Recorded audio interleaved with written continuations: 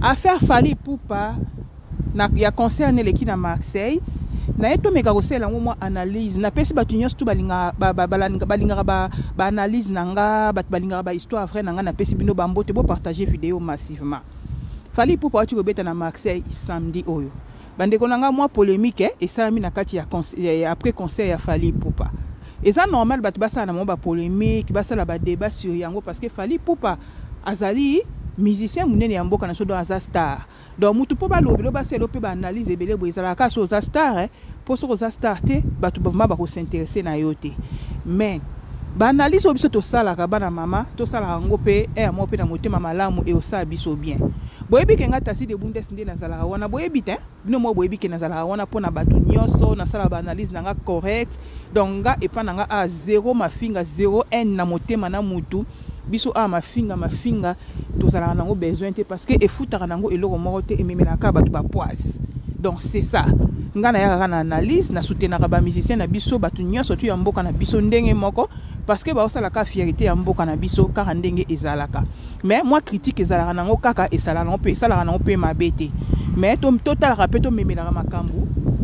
na loyenge te nde na moni ba page mususu bato mususu balinga ba memela makambu na loyenge. Fallait un petit concert à Marseille. Premièrement, nous, État que congolaise, nous avons félicité. Tous à la hypocrite. Pourquoi on a félicité Fally? Fally à l'équipe Nabitumba, l'équipe n'a pas combat ma casse pour être un concert à Oyo. Bon, moi, il y a des États-Unis, à Canada, et ça qui annulé, et ça reporté. Par rapport à ce que tout le monde qui n'a qu'à les États-Unis, bazaki na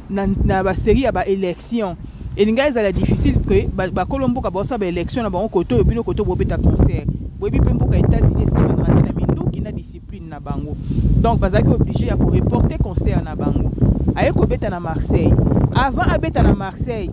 toza biso surtout bana mikiete toza mikolo toyebi ninyo ezoleka na réseaux sociaux. Toyebi moto ezope na réseaux sociaux. Tant que Fally Ipupa zo beta ba concert na batu koto bazo soa na batu koto bazo étouffé. Batu koto ba problème ezo matezo kita TikTok koto yo et Mathieu kiti. Mais Fally Ipupa la kisi ki mobile nae malgré tout ba combat wana malgré tout batu ba ya mingi na kata réseaux sociaux na sima mkonga Fally ko combattre ye abeto au moins concert nae est reçu. Ngata on atali concert wana na moni pende na ba mindele bazoya na moni ba étranger bazoya bande koto sa sentiment te Fally Ipupa mutu vraiment ya ko ke la ba flair a muta ko respecter. Depuis les musiciens babani ko beta na poto moni ngaza polémique vraiment te mais na lo ba vérité problème na ngeza que vérité nanga ezala siko batu mi baza mal compris ba comprendre vérité nanga te. Depuis les musiciens babani ko beta na poto pour le moment bato babeti na poto za Fally na Ferré Bailo Kanto Inonsbi na Gaz Mawete na ebité sur na bosani batu mususu. Mais depuis ba moto bandi ko beta na tkena ko mona place au ba étranger bazoya kokota te na ba concert na bango ezakaka biso mona biso moko. Mais au mona Fally vraiment ezake ba étranger bazoya ebele na bandibu o nga na moni na Marseille ba kokota concert ya Fally. Bon mon te keza fierté ka ya biso mo ba congolais lelo musique na biso ebanda ko lala le ba combattre ba téléméra musique ebanda vraiment ko lala. Mais après que zong ça au ba concert ezonga na poto to moni quand même que et comment kene na niveau moya bien et comment c'est pelisa biso nyos. Kota la salle au Fally abeti na kati ya Marseille. Kota la non vie à ville ya Marseille. Ozo mona ngeza un peu moins isolé, eza moins musika, ambiance eza moins. Kota la ngoka boy par rapport à ce qu'on a à Paris. Paris eza na ambiance moko boy. So monika elongi à Paris, même ngana zananga en Allemagne. Mais ceux na keka à Paris na temika na kati ya Paris. O mona elongi lo yenge mongo bezo ezo mona na kaya ngo dans les villes. Donc yango mona sala ke ba concert nyonso tu à Paris, batu ba betaka ezala rapé kaka na atmosphère mususu. Mais fallait ko beta na Marseille, mais to moni quand même batu ba koti, même si que ça qui sold out té. Bana mama to zala sincère, batu ba kota ke belé. Na posta ki photo moko bina komi félicitations à Fally Ipupa. Boye bo finga na ba commentaire, yo zala lokuta mingi. So lokuta na sala ngona ba ndoki na ye baraté.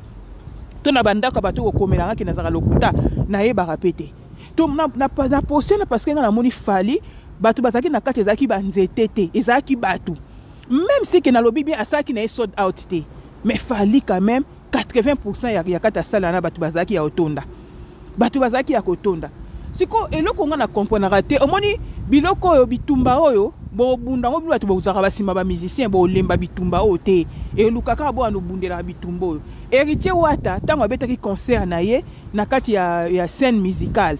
asaki plein mais boye mbango boye ko finga ye que oh non ataki rideau ngo déjà na ba salle peut-être ça ba to ebele ba signification ya rideau anati na mekana ko expliquer bino signification ya rideau bo bambara ke bataki rideau ba salle na ezaka ya bango te eza ba salle ya mindele ba misu ba salle ba théâtre na ba salle wana ba rideau wana eservaka makambo be ya ko changer bilamba ko réserver ba bilo ba place bia batu mususu ba oya ba bomba ba tia bilo mo bongo peut-être yo na kata salle wana il faut beta na autant de place rideau wana eza peut-être côté ba yo bomba ba bilo eza peut-être place au bomba ba biloko ba nini mais biso ba congolais ceux ka mutabeti concert batu batondi o achaki rideau wana na lo parce que pona falite pona ba musicien nyonso peut-être suna tangi ba komba batu mususu batu ba kotanga komba mutu kote lo kwa batu ba komba bana ba papa na bango na bika exemple ya batu nyonso donc concert o batu bondima ke bachaki rideau te zaika ya redi parce que redi aza muta polémique te redi ba fingela ke batu te ana batu ba fingela ke batata batu te yango bondima ki yaye parce que bataklan eza sala munene te mais batu tout batikali bana souffrance wana achaki rideau neti nga papa na nga we ranson oyo obeta kala te misi on a linga ke ko we ranson pas à rater azo obeta kala na arena nani grand nani Paris bosomba ba billet o mona we ranson oyo obeta concert ne boyo lo bapeke o rideau mais aussi ces aranine mutu so asali sold out siko rideau ne ko ruta wapi fallait abeta na kata yo arena saka sold out bobela repeka rideau na ebite bandeko totika bizalelo na robela so mutasali sold out bino bolo ba akake o atie rideau na sali wana ezalaka nango kaka to monaki na ebandeli ya sali kisi njora filmela ebiso rideau wana boko finika yango modèle ni parce que ça les autres simba te pas finika rideau po batu musu babata na sima rideau tonde na comprendre phénomène ngote au moins mutu musu akeko filmer vidéo ya tangu avant concert banda afuti ticket na mbango akoti a filmer azu ba capture d'écran azu ba biloko a bombi abandi ko poster partout bota na sima ndenge zaki vide bozwani ni tambo détruire bande ko na bino mo ba congolais ba osa fierté na bino mo mais bo détruire bango bozwela ngo nini polémique c'est comme ya motema mabebo en tout cas moi je suis désolé na polémique à motema mabebo c'est comme komima na kati ya communauté na biso tozo détruire bande ko na biso moko ba musicien na biso mo congolais to linga to détruire bango to vider bango to pesa bango ba courage que musala ba osala ki de liboso par exemple neti ferré a olinga beta yo arena to pesa ba courage bosala ba publicité bosala ba promotion de façon que batu batondi sa yango sold out sala we ranson obeta na grand Paris to sala pe we ranson ba pib ya makasi de façon que asala sold out to tika ba biloko na ko décourager batu rideau mais rideau c'est quoi ça fallait ça muta féliciter depuis ça to yana ba poto awa to tika comment na place batu ba ko beta na ba province pe vraiment te ba province à Paris tout le monde a été mais fallait affronter la province surtout ville où azo beta sur na Rotterdam samedi et ça ville moroboé déjà Rotterdam est le quoi Allemagne batu bazaka na envie vraiment ko ta ba concert le quoi na Paris té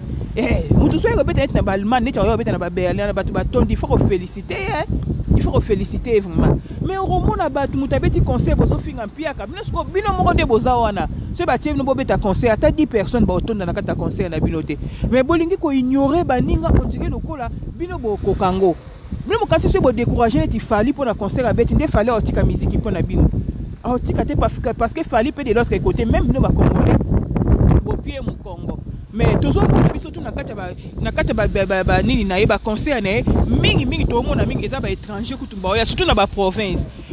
mingi eza na oka ba étranger ba oya au mona bana mboka ba oya mais ba étranger ba oleka ba toujours na ebele pour dire que fallait ça na ya ba nyonso ça na ka pona biso ba congolais te et loko msusu na ngena loba ezake bota na bino moko exemple fallait ndenga écarter bato ba finga rabatu a écarter ba journaliste ya Congo wana omoni bato nyonso tu wana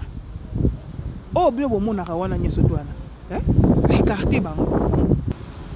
parce que vous obélez kakia ba futa ba ticket ba oya poto ba tcheki mombaya na ekiri na bango wana mais respect ça na directeur respect ça na orchestre bon moi te ba faire na bango nieme concert fallait bet na bien malgré tout na province et bon c'est fallait bet à zongi na kata Paris bo oya ba plein il fallait au sala lisusu ngana on préféré ligner au fallait à memi liwana akeka na ligner wana asa concert bet ba musique na ye moko a pousa ba kroni mafinga ba kroni ba rankini nyonso musika na ye parce que bango ba memele lo côté ba sala ni promotion malonga ba luka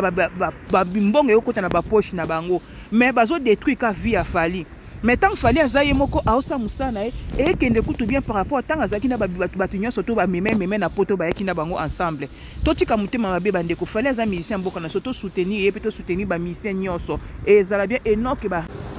ba ranking mo bezanga na mutu ezanga na makolo mais mabiso place moko te.